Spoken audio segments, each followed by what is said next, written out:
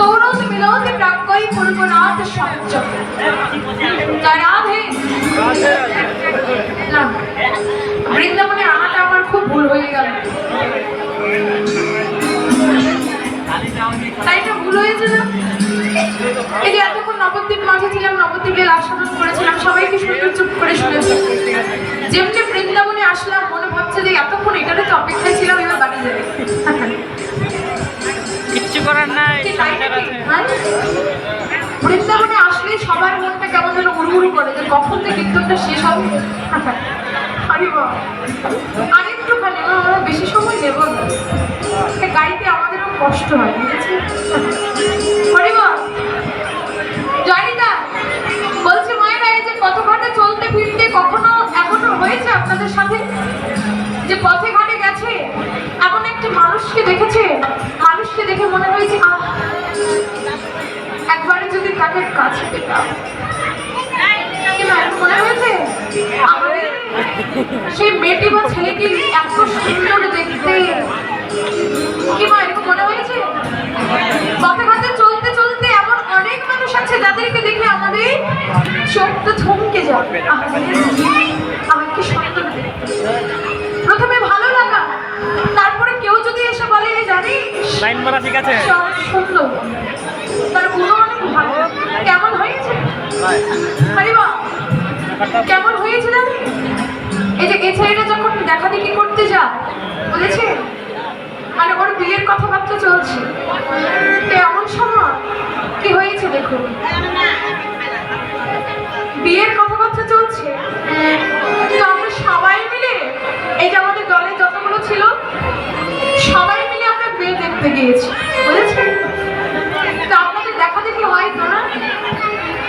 তো দেখা দেখি হওয়ার সময় ওই যে মেয়েটিকে দেখতে গিয়েছি, ওই মেয়েটি আগে সুন্দর করে নাম শুনেছে, হ্যাঁ, নাম শুনে গুণের কথা শুনেছে যে ছেলেটি নন্দলা খুব ভালো শৃঙ্খল বাদক, আগে গুণের কথা শুনেছে, খুব ভালো ছেলে, একদম রাগ নেই, অভিমান নেই, এমন গুণের কথা শুনেছে। তো গুণের কথা শুনে মেয়েটির মনে কিঞ্চিত ভালোবাসা, মানে অনুরাগের জন্ম হয়েছে, আহা সত্যি মনে হয় ছেলেটা ভালো, সত্যি মনে হয় ছেলেটা ভালো। তো কি হয়েছে, তার বাড়িতে আমরা সবাই যখন দেখতে গিয়েছি, সবাই মিলে গিয়েছি, তো ছেলে সাধারণত মাঝখানে, এখন মেয়ে চিনে না ছেলে কোনটা, ঘরের ভিতর থেকে এক সখীকে ডেকে বলছে বান্ধবী যাও না একটু দেখ না ছেলেটা কেমন। এক বান্ধবী গিয়ে দৌড়ে দরজার আড়াল থেকে দেখছে, আমাদের বাবা ছেলেটি তো সুন্দর দেখতে, ফর্সা, আবার চললে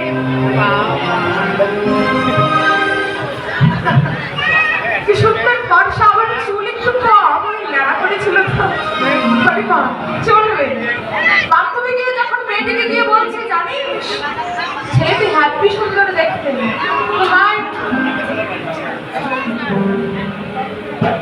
মনে লাড্ডু ফুটছে, হ্যাঁ, এই যে বাবা মার নাম্বারগুলো দিয়ে যায় ওরা,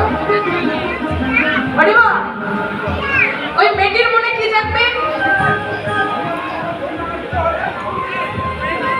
চল হয়ে যাবে দাদা, মাত্র 2 মাস। এই যে প্রথমে গুণের কথা শুনেছে, একটু একটু ভালো জায়গায় কাজ করেছে, আবার যখন বান্ধবী এসে বললো যে আমার এই ছেলেটি খুব সুন্দর দেখতে, তো মনে কি হবে? আপনাদের তো দেখা দেখি হয়েছে, কি হয়েছে? খুব ভালো লেগেছে, তখন ভালো লাগাটা আবার দ্বিগুণ বেড়ে গেল, মনে মনে হচ্ছে, মেয়েটি ভাবছে কখন একবার নন্দকে দেখবো, কখন একবার, মেয়েটি মনে মনে এমন ভাবছে।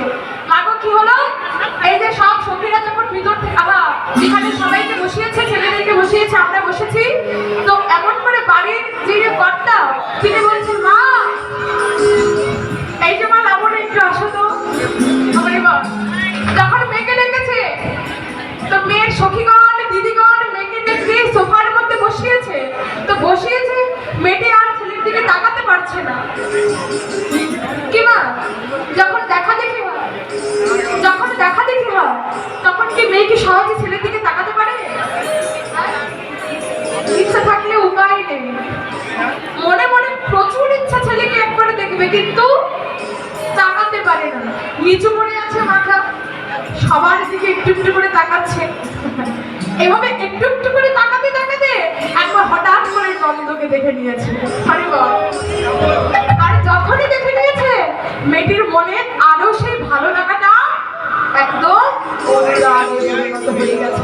বলছে, আরে এতদিন গুণের কথা শুনেছিল, আবার রূপের কথা শুনেছিল, এবার নিজের চোখেও দেখে নেব।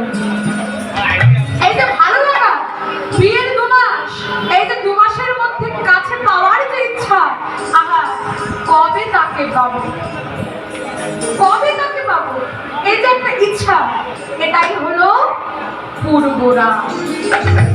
তাই না? এই যে একটু মজার ছলে বললাম, কিন্তু প্রকৃতপক্ষে জানি না। এই যে আমরা ভগবানের গুণকথা শুনি, বাবা, ভগবানের গুণকথা শুনি, ভগবানের রূপকথা শুনি, এই গুণকথা রূপকথা শুনে হৃদয়ের মাঝে কিন্তু একটা ভালো লাগা তৈরি হয়ে যায়। বলছেন, এই ভালো লাগাটা তখনই পূর্ণতা পায় যখন সেই ভগবানের সাথে মিলন হয়। এই যে ভগবানের সাথে মিলন হবে, তার পূর্বে যে অনুরাগ, যে হে ভগবান, কবে তোমাকে একবার কাছে পাবো, তোমাকে এই যে টান, এই যে আগ্রহ, এটাকেই বলে পূর্বরা। জানি না আজকে সেই পূর্বরাগের কথা শুনছি। এবার জগতের মাঝে কি শুধু ভক্তই ভগবানকে চায় না? হ্যাঁ? শুধু কি ভক্ত ভগবানকে চায় না, ভগবানও ভক্তকে চায়। যারা বলছে ভগবানও ভক্তকে চায়। মাগো, আমরা কতটুকু ভালোবাসতে পেরেছি ভগবানকে, এর থেকে অনেক বেশি ভালো তিনি আমাদের বাসেন। কেমন হয়েছে জানি? ওই এক মেলার ছোট্ট ছেলের হাত ধরে বাবা গিয়েছে মেলা দেখতে। ছোট ছেলের হাত ধরে মেলায় গিয়েছে মেলা দেখতে। অনেক ভিড়, তো মেলার মধ্যে ওই ছোট্ট ছেলের হাত পিতার হাত থেকে হাতটা ছুটে গেছে।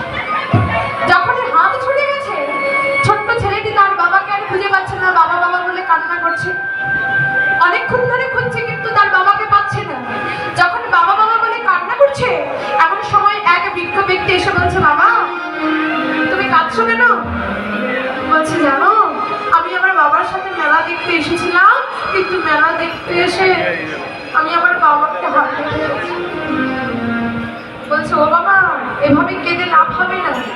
কি করো, ওই যে সামনে দেখো 4 রাস্তার মোড় আছে, সে 4 রাস্তার মোড়ে গিয়ে দাঁড়িয়ে থাকো। কেন জানো?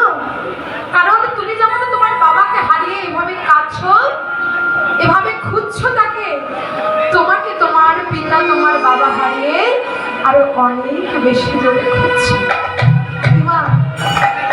সন্তান হারিয়ে গেলে তার আগ্রহটি কেমন থাকে, তার ব্যাকুলতাটা কেমন থাকে। তোমাকে তোমার পিতা হারিয়ে আরো অনেক বেশি খুঁজছে। ওই চৌরাস্তার মোড়ে দাঁড়িয়ে থাকুক, তোমাকে খুঁজে নিতে হবে না, তোমার পিতা তোমাকে খুঁজে নেবে। যারা আমরাও সবাই এসেছি এই সংসার নবক লীলাতে। বলছেন, মোহমায়া কামনার সংসারে ডুবে থেকে ভগবানের নামে কাঁদতে পারি না। বলছে, মগো, চারিদিকে ভগবানকে খোঁজার দরকার নেই, তুমি নিজের ঘরের মধ্যে থেকে ভজনটা দৃঢ় করো, তোমাকে ভগবানকে খুঁজতে হবে না, ভগবান তোমার ওই কুঠির মাঝে এসে তোমাকে দর্শন দেবে। বেদা